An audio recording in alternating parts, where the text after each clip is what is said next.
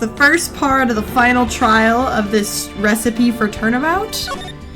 We haven't had any huge developments like some other cases. It's been pretty low-key, but I'm okay with that, honestly. Every now and then it's nice to have a simple case. Good morning, Mr. Wright. Good morning, Maggie. They have the exact same voice. I'm sorry. I'm out of voices. So, what do you think is going to happen today, sir? Yesterday's session didn't go so well and ended on a giant mystery. That's true. We still haven't solved a single part of it yet. Are you okay, Nick? Huh? Oh, yeah, of course. I saw that little flash of doubt in your eyes. No, that wasn't doubt. That was, determination. Why don't I believe you? It's nearly time, Maggie. You better get going to the defendant, see? Roger, don't let me down, Mr. Wright. I'm counting on you.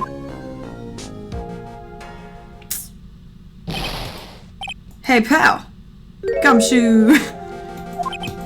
Hey, Detective Gumshoe. Quit stressing Maggie out. She doesn't need that. How did you know she was stressed? I was watching through the doorway. Oh, you look like you lost the case already. Show a bit of confidence, will you, pal? Here, maybe this'll help. Huh? Have you taken up aromatherapy too? Not in a million years, pal. Don't tell me you don't remember this thing. This is a small bottle that turned up in Trevian kitchen a couple days ago. Oh, forgot about that. Yeah, we found like this weird bottle that looked different. We finally got the analysis results back from the lab. That took forever. What is it? Is it poison? I'm afraid not, pal. It's medication. Medication? Yeah, for ears. Topical use only, apparently. For ears, you mean? Yeah, it's the medication Glenn Elg was using for his ruptured eardrum. What was his ear medication doing in the kitchen? Gross. What about the unidentified fingerprints? Someone screwed up, so they only had time to analyze the contents. Another hour and they might have gotten something on the prints, but... It's gonna weaken its impact as a piece of evidence. Okay, pal, this is it. Make sure your defense is impregnable today. Oh, got it? What? Impregna. I gotta expose that guy for what he's done, or my name isn't Phoenix Wright. Ace Attorney.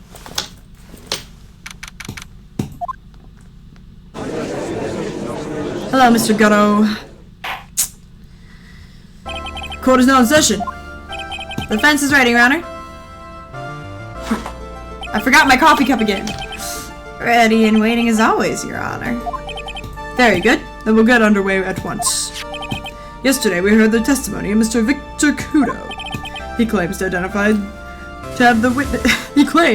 have witnessed the defendant putting a powder into the victim's coffee. However, the witness's testimony was plagued with a number of problems. The mark on the rim of the cup shows that the victim drank from it with his right hand, but according to the old man's testimony, he picked it up with his left hand. Thank you, Mr. Gatto. Furthermore, according to the witness's account, the victim was listening to the radio with an earpiece in his left ear. Yet, the victim's left eardrum was ruptured, which made him effectively deaf in that ear. It's amazing how many contradictions a single case can have, huh, Nick? Just wipe that smirk off your face. Yo. Allow me to enlighten you, Your Honor. The world, you see, keeps turning, and we must turn with it. You've lost me already, Mr. Gatto. Don't let the mysteries of yesterday's mystify you today. Yeah. No. Only losers think like that, Your Honor. You've got to change with the times. That's one of my rules. Are you implying that you've resolved these contradictions? You know the answers to these riddles? The old guy wasn't just throwing seed in here. He was throwing us off the scent. And today I'll prove it. What do you... who's the witness? Ah, not this dude again. And you are? Oh, bonjour everyone. I am Strong Zylinder and Chief of La Trepian Restaurant Enchanté. Forgive me for asking, but are you a woman? Ooh la la, monsieur. As you can see, I am the Parit and Pariki gentleman, non? He likes pink. It's okay. Oh my goodness. Feminine men exist, Mr. Judge. On the day of the incident, you were in Trebian's kitchen. Isn't that right? Oui, monsieur. Monsieur? Everything feels right.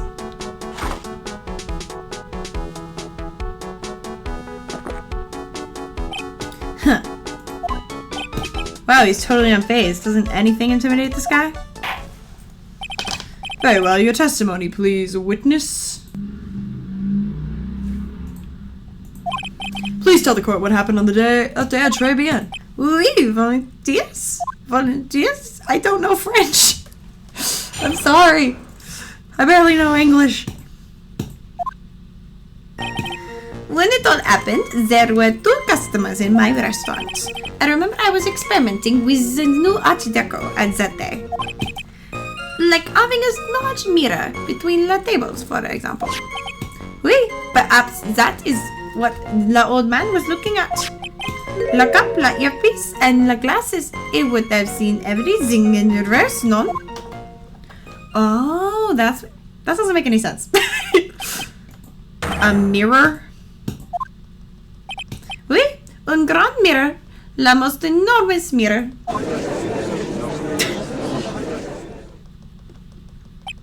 And suddenly the mystery disappears. That's not... You'd have to have the perfect angle.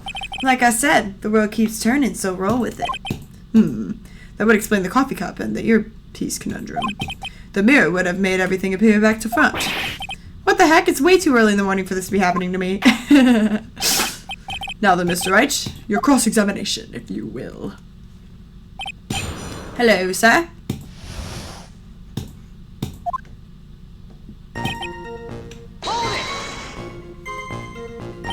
And who are the 2 customers exactly?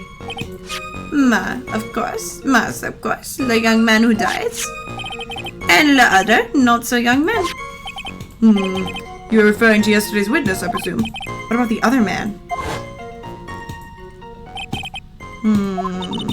We need some hard evidence. Let's keep pressing, and then we can find some evidence. You were experimenting with Art Deco? How come I never heard about that before today? You are not familiar with the language of interior design, monsieur? Please stay on topic. Now, why didn't you tell the court about this before?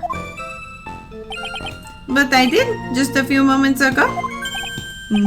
Excuse me, Mr. Armstrong. This decor you mentioned, are you referring to some sort of decoction?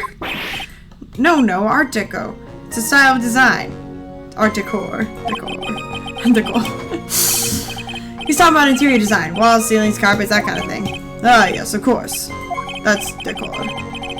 I was trying to achieve a more effeminate look for my restaurant. I was planning the most bold remodeling of la decor.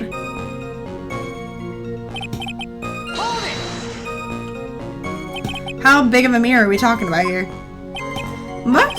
Something about 4 meters wide and about 2 meters high. Let's see, if I want your... Holy glass of frame, that's huge. I was intending to install it in the ceiling eventually. The ceiling? None, but I decided not to go through with it in the end.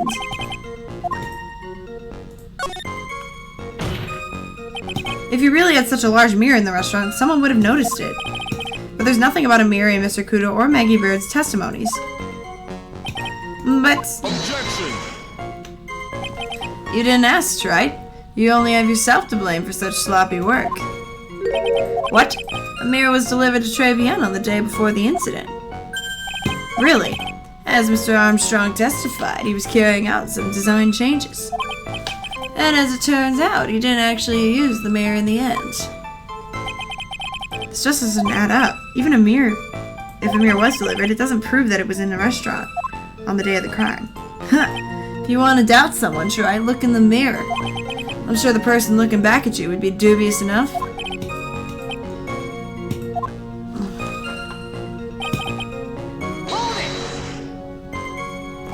Normally, I'd expect people to know the difference between reflection and a real object. Normally? How does normality come into this? That's lame, right?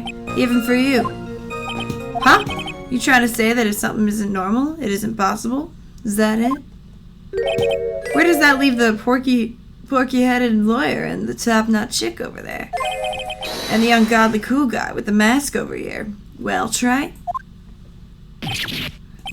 Not the hair! I do not have a top knot! Mr. Gatto is correct. A lack of normality is no basis for discounting an argument. Bien, logic is one a day.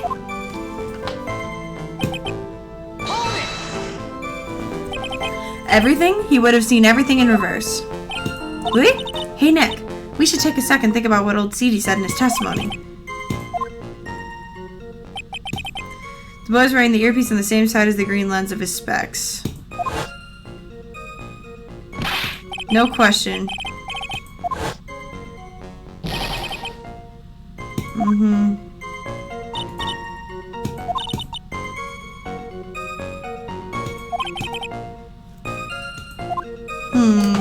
Huh. Kinda hard to believe everything's a fault of a mirror. Do you think old CD saw everything through a reflection? It would explain all the contradictions. Okay.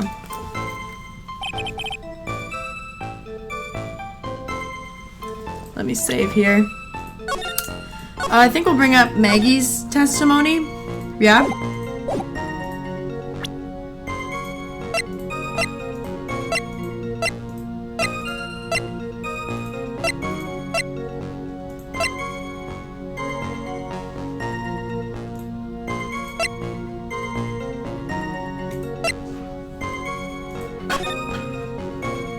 I don't see any mirror. Oh, the ceiling, he said. Is her testimony anywhere in here? I don't think it is.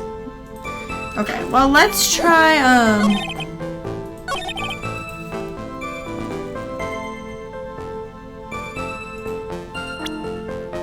look at there's no mirrors in the photo.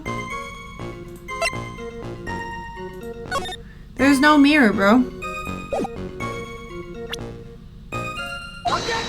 Nope.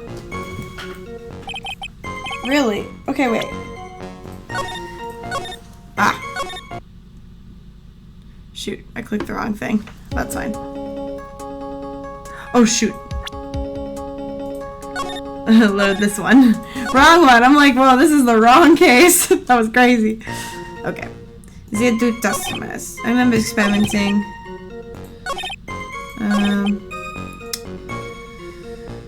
What about...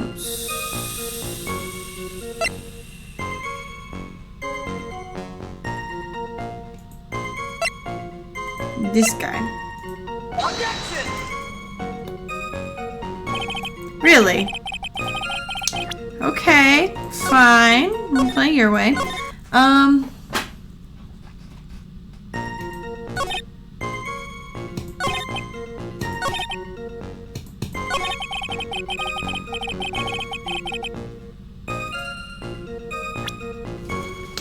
The earpiece and the glasses.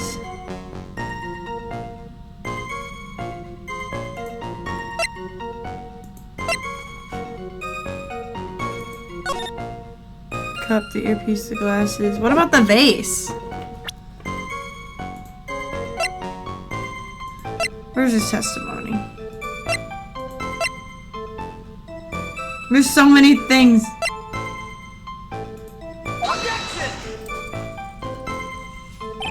Really? Okay, I don't even know, like, what are they getting at here? That doesn't account for everything.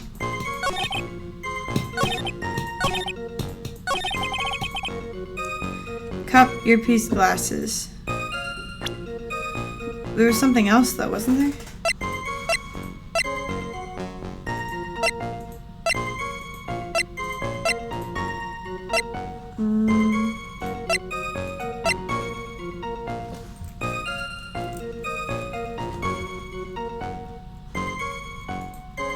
But the fingerprints were the wrong hand, weren't they? Weren't the fingerprints the wrong hand? Am I crazy? Am I making things up? I swear that they tested the fingerprints on the cup. Alright.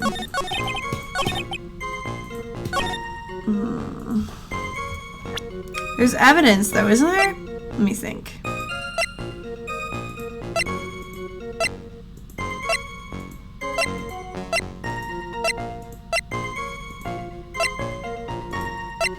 I honestly have no idea. Everything in reverse. The photo, maybe?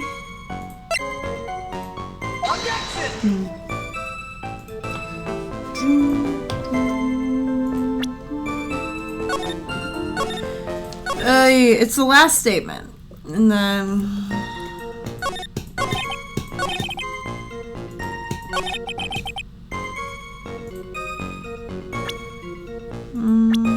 I'm on the right track.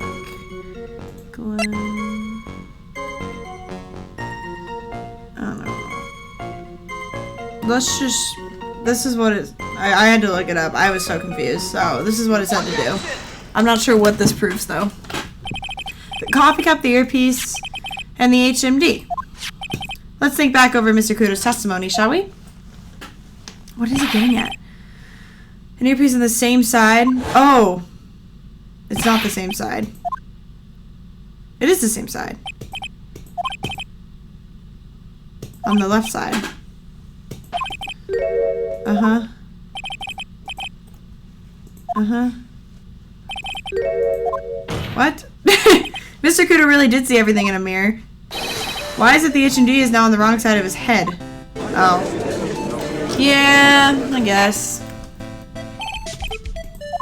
This thread is correct. The witness judge observed the victim reflected in a mirror. Then we would expect the victim's eyepiece to have been over his right eye. Objection. That makes sense. I guess that was pretty obvious. How bitter. It's right. You should have tasted this bitterness. It'll calm you down in no time. Are we talking about your coffee or something completely different? You don't understand the way the witness thinks. How do he thinks? You remember this, I presume? Yeah, I tried to present it. Exactly. The old man has one grievous habit, other than throwing seeds. The more of impression something makes, the more muddled his mind makes it. And what's the most striking thing about Mr. L? Clearly, it's the victim's eyepiece. And that's my point. The old man strikes again. Mr. L's HMD made a big impression on the old man.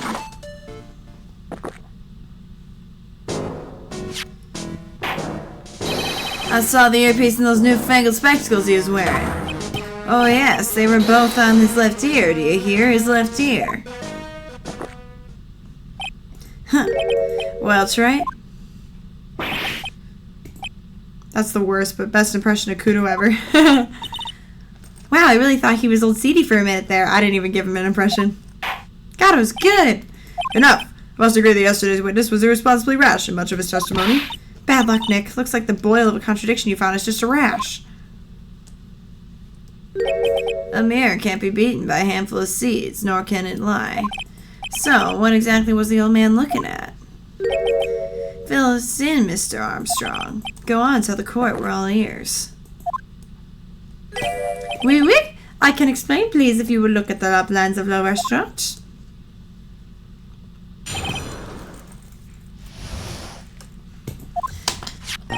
Alors, is everyone sitting comfortably? La mirror, it was in the middle of the restaurant, dividing in two halves. There's only one seat from which you could have seen an image of la victim. That was the seat of the table. That is where the old man was sitting. After the terrible incident occurred, I moved the mirror so it is not in the way. But naturally, I did not touch anything else. I thought we established he was sitting across from him. I see no problems with the explanation. From the table next to the victims, Mr. Kudo could have seen the victim in the mirror. What a naughty little Cosette I am, confusing all the men like this. Don't worry about it. I love him. We can keep up, except for the guy breaking out in a cold sweat over there again.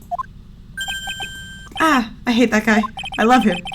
You said you didn't touch anything else apart from the mirror. Are you quite sure about that? Yes, of course. Very well, Mr. White, your cross-examination.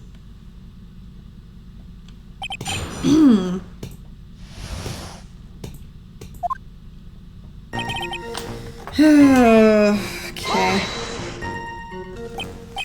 So run this by me again. The mirror was here, correct? We? Really?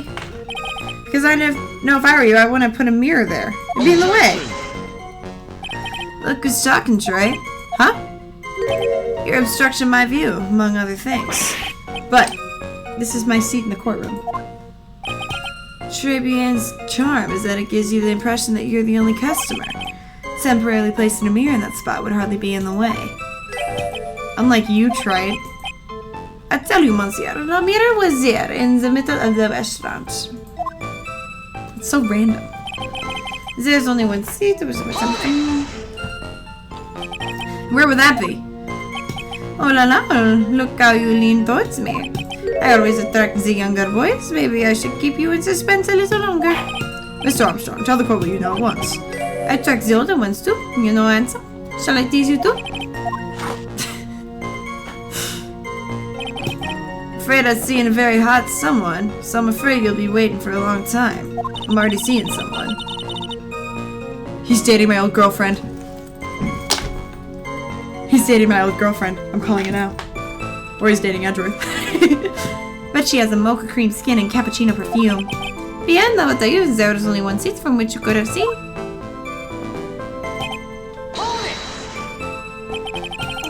Why can you only see the victim from that particular seat? Monsieur, is it obvious, no? If you look at the plans, you will understand. The victim would have been reflected in the mirror like so. If you were sitting in that table next to him, you would see everything, no? So that's the seat he was sitting in. When the poisoning happened, the old man was sitting at the table next to the victim? Why does it seem kind of odd? It does.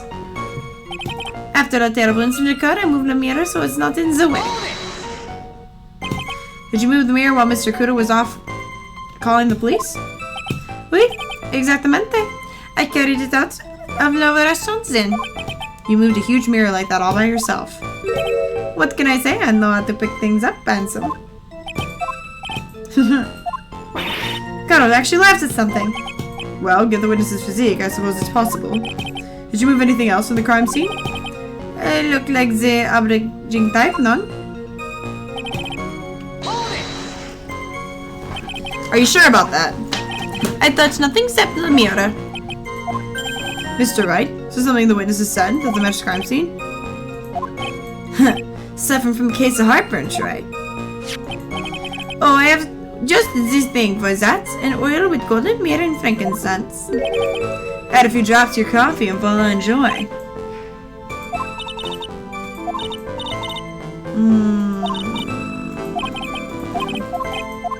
He moved the ticket. Hold on. Let me save the progress. Not load, I need to save. Save the progress. Yes. Oui. Si.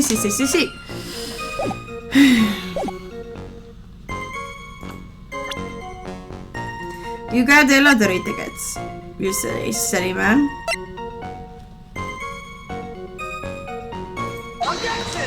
Oh, is that not the one you want?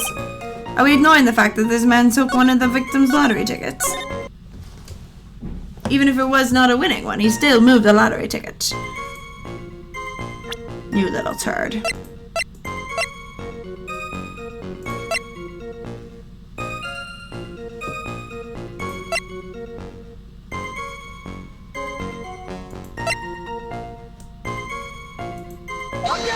That was also not found in the original spot. Nope. Okay, fine. This game is being dumb. I swear I think things through and it's just my brain don't work the way it's supposed to. Okay, you took a lottery ticket, didn't you?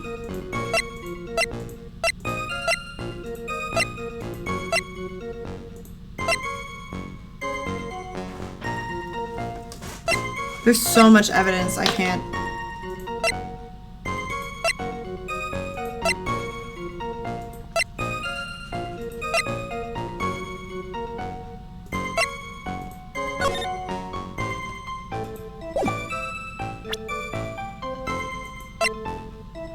I don't see him there.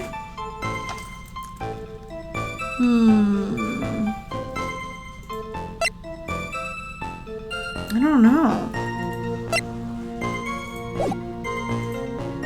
Okay.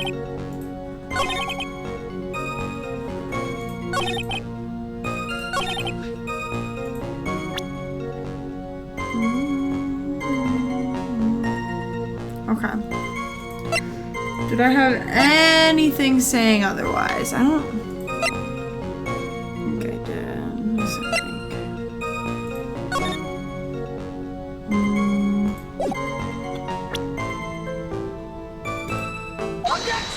Yeah! This piece of evidence contradicts with the testimony, Your Honor. The crime photo? Yes, this photo clearly shows something that theoretically should not exist. What on earth do you mean by that? Should not exist? Sounds like you're describing yourself, Trite. Now then, if the defense would please clarify its statement.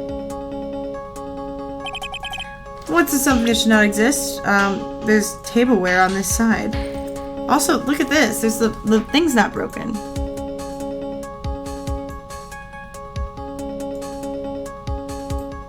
Take that!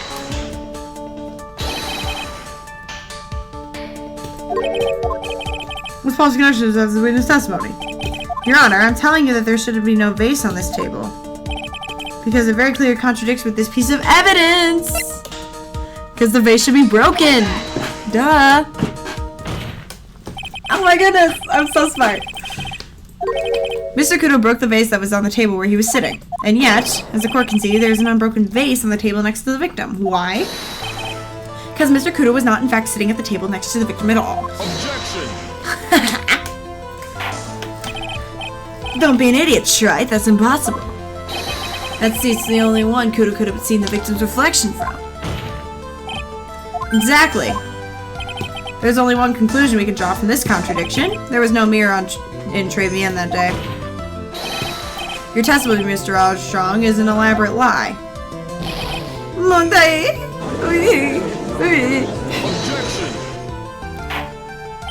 Don't try to confuse the court, Trite. Obviously, the witness cleaned up the vase, while the police were taking their time getting to the crime scene. Why would you put a new one out? Unfortunately, Mr. Gatto, that doesn't quite work for me. Mr. Armstrong already testified on the contrary. He didn't say he touched a thing, except the mirror. Trite. Grrr. Does that work? What do you have to say for yourself, witness? I was right. There was no mirror in the restaurant that day. In light of this revelation, we return back to the original problem. Why did the victim have an earpiece in an ear which she couldn't hear? You only get one shot in life and there's no turning back. Gotta do a little pose. If you want to claim that mirror wasn't there, Trite, this problem is all yours. How do you explain what the old man saw? I don't know. How do we know that? I honestly don't know why he says he saw something different. Are you gonna be okay? Can you really solve this? There's more than just this one contradiction, Maya. What do you mean? There's also the fact that Maggie saw more people. There was another man. And there was a sample CD. All flies in the face of Mr. Kudo's testimony. I think I know the reason. Because he was looking at the other guy. Well, Mr. Wright, let's hear your answer. Yes, Your Honor. Safe. Sorry, I know this has got to be the most annoying screen in the world by now. The reason behind all the contradictions is that the victim was a phony? No way. This case is riddled with contradictions. Yet, there's one very simple answer that clears them all up. What is that? The incident where Kudo witnessed and the incident the victim experienced were two completely different events. What? Yes, the victim that Mr. Kudo saw wasn't Mr. Glenn Elg at all. It was an imposter, a phony pretending to be Mr. Elg. Obviously, unlike the victim, there was nothing wrong with the imposter's left eardrum. That's how he ended up wearing the earpiece in his left ear by mistake. Oh my gosh, that's crazy.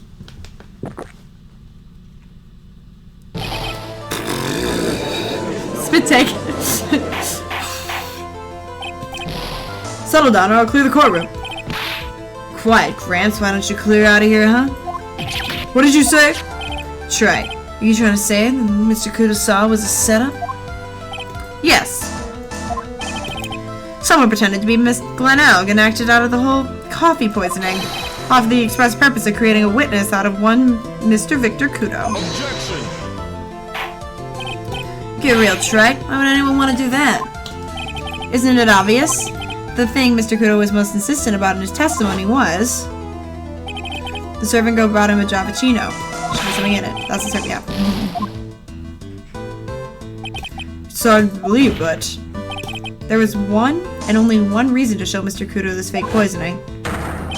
To show Maggie Bird in the act of poisoning the coffee. Objection!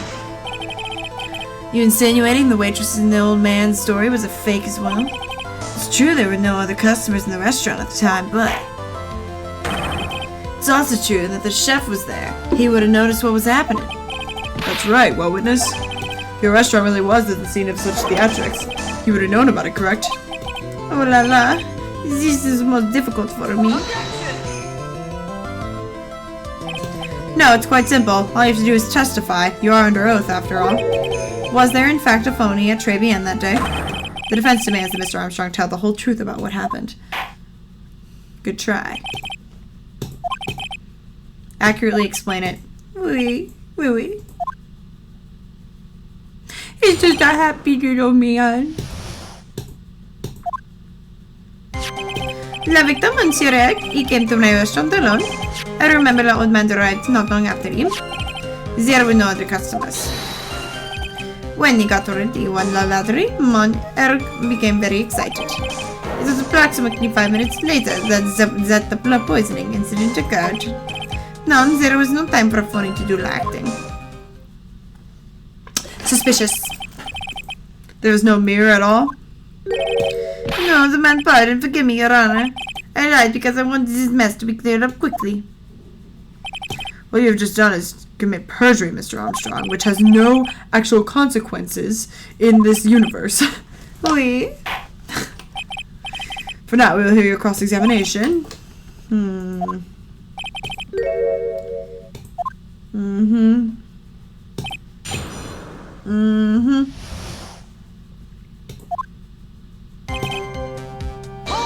He came to my restaurant alone. Was he alone at his table as well? No, oui. I saw him from the kitchen. Yet the defendant, Miss Bard, remembers it differently. She swears there was another man at the victim's table. Objection! Fortunately for you, Trey, yesterday's witness also testified that the victim was alone. You know, seeing you squirm like that reminds me of a certain coffee's bittersweet sweet bite. What kind of coffee is he drinking? It's not coffee, it's love. It's love that's bittersweet. Hearing Maya say that makes her seem wise all of a sudden.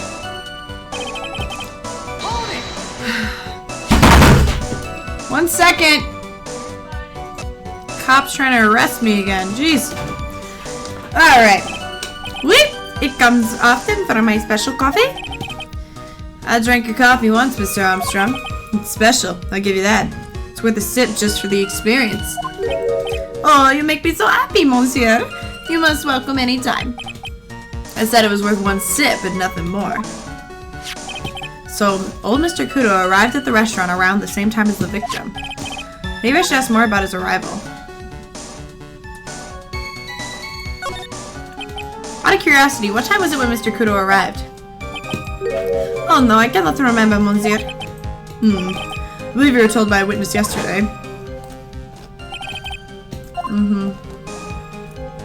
Does that perhaps jog your memory, witness? The incident happened about 20 minutes after he arrived. So the victim must have arrived between 2 p.m. and 2:10 noon?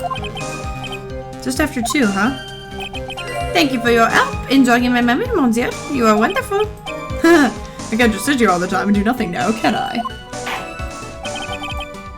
The time of day will be added. Oui, monsieur judge, everything I do it for you.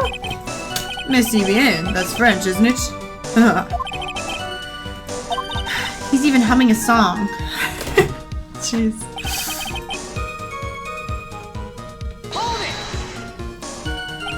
Are you absolutely sure about the time? When I think really hard, I am sure it's just after 2. Oui. It is at that time I stopped serving the lunch menu. Quite right, I always break for lunch when the restaurants are serving their specials. I've been known to wind up a case early just to make it on time. Huh. Guess you should never get between a hungry judge and his lunch. Would you look at that? It's almost lunchtime already. Witness, get on your testimony, please.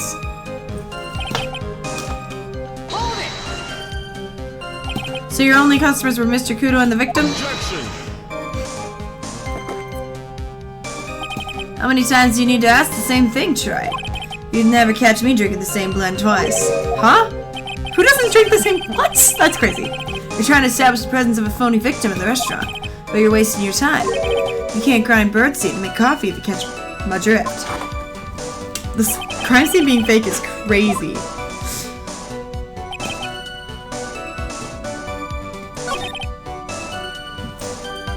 Oh my goodness.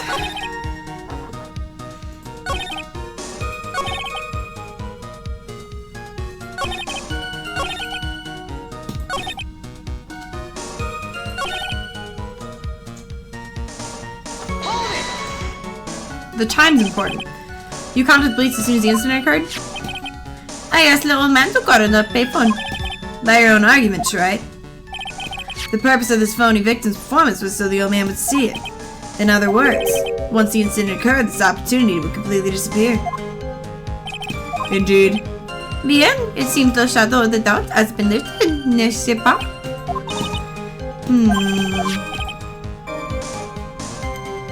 Alright. He was there the whole time. She fell unconscious. You mean that's when the phony stitch started? I'll know for sure once I find a hole. Okay. Maybe I'll press everything else.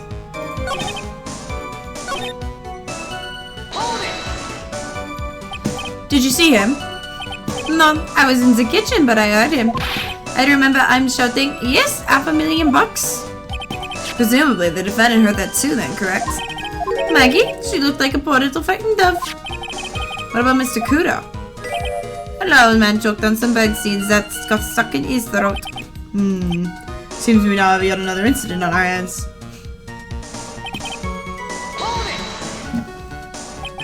What were you doing at that point? Without any customers, you must have had time to kill. I am a multi-talented woman, monsieur. Sorry, what do you mean? There is 11 known chefs, 1 Armstrong, and le traducteur, Clarice Armstrong. Clarice? Oui, I was writing a poem, an angry tale of a chef, and $500,000 debt. Cooking for a man who won $500,000. A lottery. Is this called pourquoi? It means why? Perhaps I could recite this for the court. Please don't.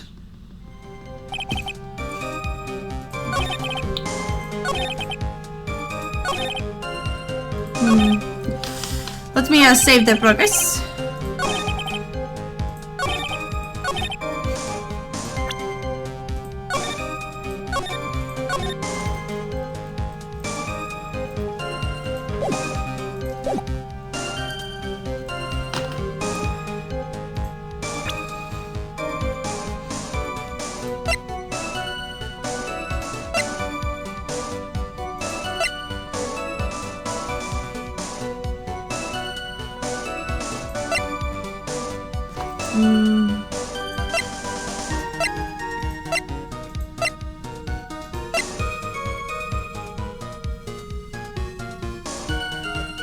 That's still between the time.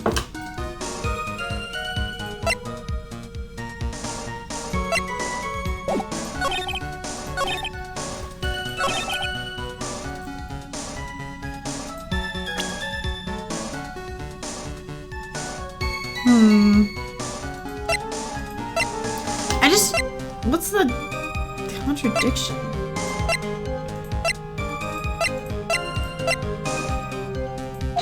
No? It's gotta be something to do with that time. I mean, it kind of all adds up with the time slot. It's not true, but right, that stuff there. The old man came after him at 2. Didn't he say? Did he say he was there the whole time?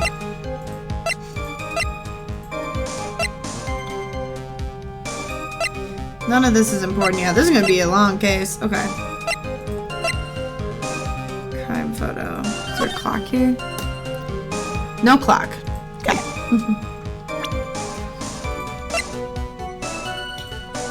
Nope. I'm gonna keep trying things. It's gotta be something.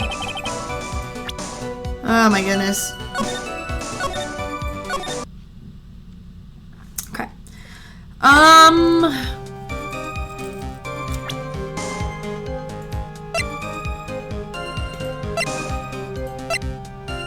Oh, wait! Wait. Hold on, I know the problem. Where's the thing that talks about the radio and when it actually reports?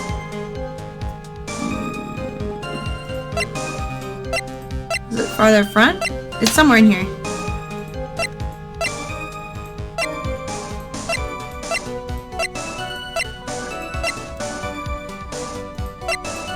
Where is it?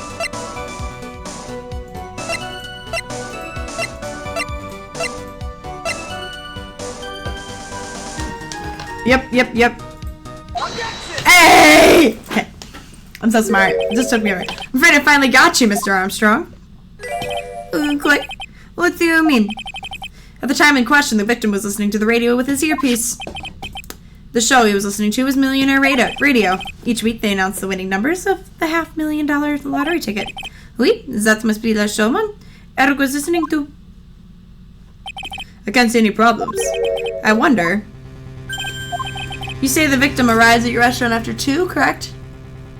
Oui, I'm sure. I remember it perfectly now.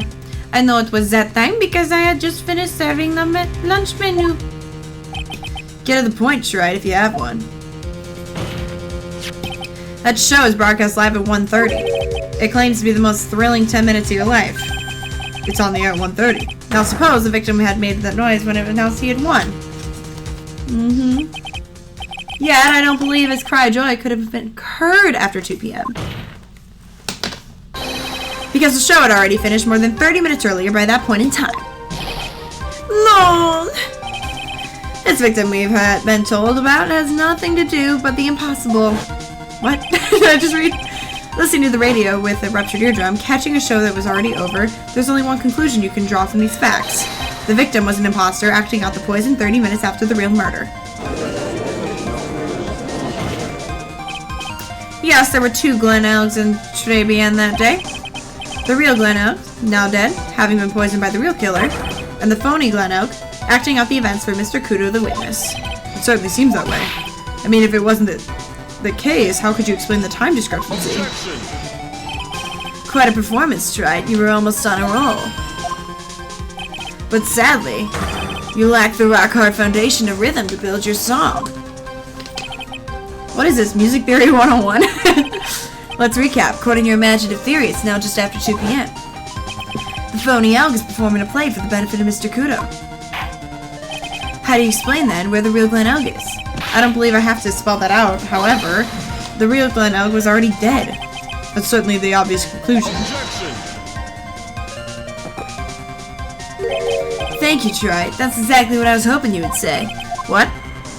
Now, I presume you can prove this theory? Can you explain where the missing corpse went to?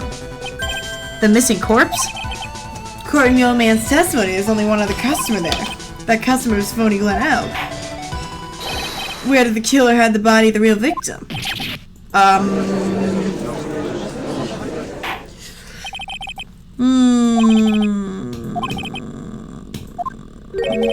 Where did the killer hide the body? Let me save my progress. Where, oh where did the killer hide the body for all to see? No conjecture, right? Let's hear some facts for once. Show the court a piece of evidence that proves where the body was hidden.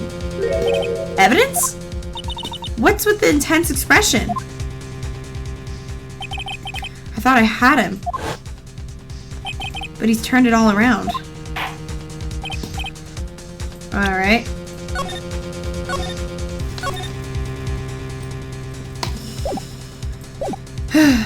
First, where was the body? It would have to be too dangerous to take the body outside. Obviously, the body must have been inside Trebian. Interesting. Where could the body have been hidden?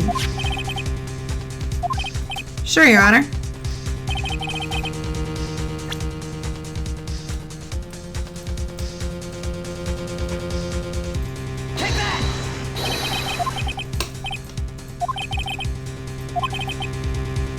Can you back it up?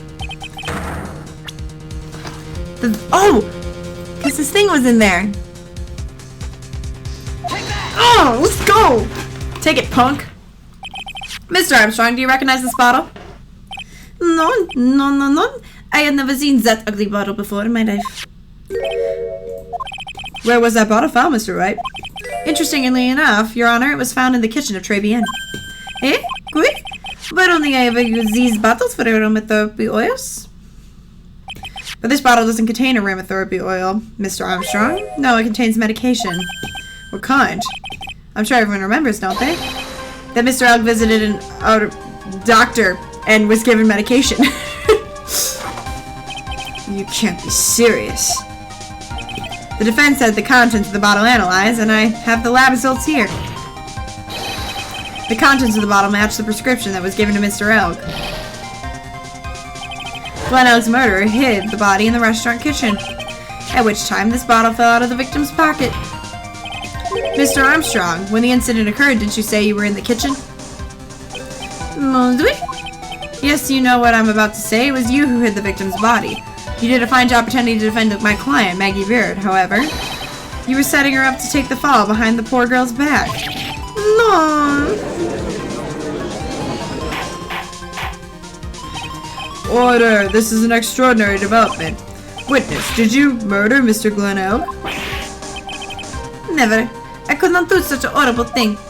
No, he didn't murder him. No.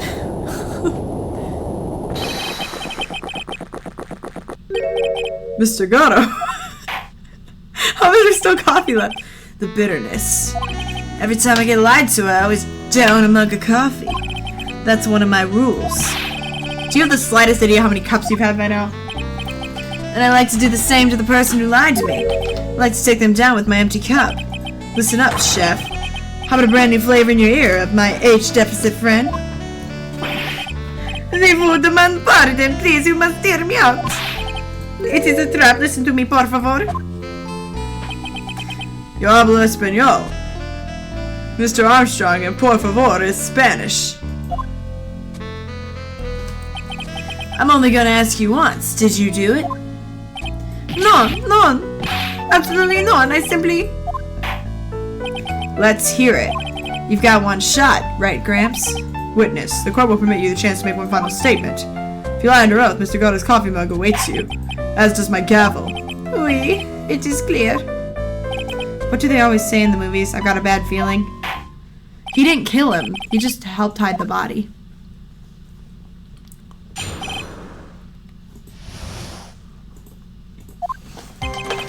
It is true. I ate the body in the kitchen. A man forced me to do it. I had no choice. I had to go along with it because there was a reason why I could not refuse. I did not kill him. I swear it. You must believe me. Done. You were forced? By who? I cannot say or I'll be erased. Let's try a different question then. When Mr. Elk died, was he really the only person at the table? There was...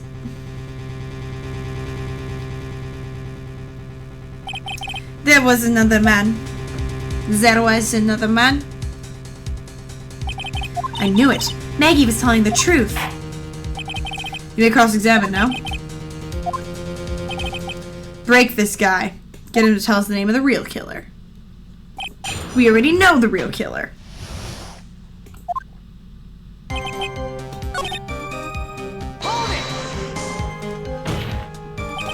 What man? Who was he? No, I can't say. I fear for my life. He's really scared. You'll just have to put the words in his mouth, Nick. Yeah, you're right. If you won't tell me, I'll tell him.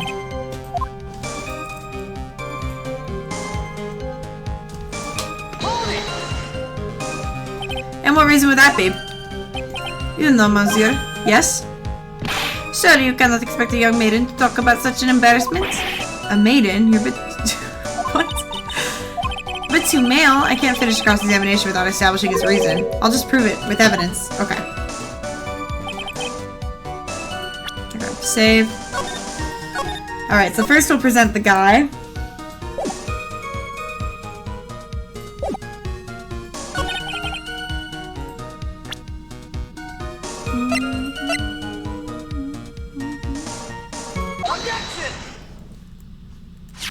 You have $500,000 debt, don't you? $500,000? Is this true?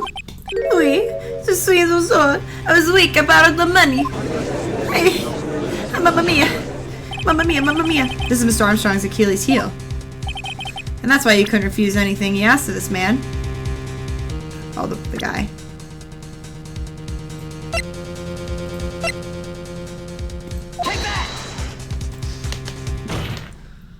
A $500,000 loan from a black market loan shark. And you had no way of paying it back, did you? That's why you were forced to do anything this man told you. Oui, it is as you say. Mr. Armstrong, the tiger, he told me he was going to use my restaurant for business rendezvous. On the day in question, he was meeting the victim to demand that he better repay his loan. I don't know why it happened like that. I just did what he told me to do. I had no choice. I carried the body and the inconscient Maggie out of the dining area into the kitchen. After that, I tried to forget what I had seen. I think we can safely say that the man who forced your hand was Mr. Furry Tiger.